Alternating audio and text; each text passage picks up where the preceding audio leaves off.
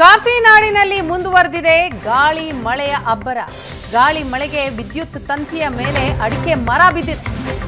Coffee ನಾಡಿನಲ್ಲಿ ಮುಂದುವರೆದ ಗಾಳಿ ಮಳೆಯ ಅಬ್ಬರ.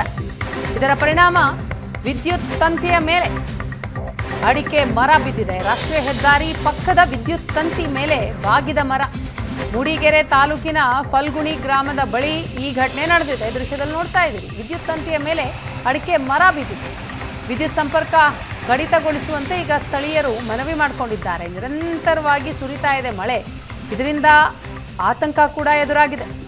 ಮೂಡಿಗೆರೆ ತಾಲೂಕಿನ ಫಲ್ಗುಣಿ ಗ್ರಾಮದ ಬಳಿ ಆದಂತಹ ಘಟನೆ ಇದು. ನಿರಂತರವಾಗಿ ಮಳೆ ಆಗ್ತಾ ಇದೆ, ಗಾಳಿ ಅಬ್ಬರ ಜಾಸ್ತಿ ಇದೆ. ಇದರ ನಡುವೆ ವಿದ್ಯುತ್ ತಂತಿಯ ಮೇಲೆ ಅಡಿಕೆ ಮರ ಬಿದ್ದಿದೆ. ಆತಂಕಗೊಂಡಿರುವಂತಹ ಜನ ಈಗ ವಿದ್ಯುತ್ ಕಡಿತಗೊಳಿಸಿ ಅಂತ ಮನವಿ ಮಾಡಿಕೊಂಡಿದ್ದಾರೆ.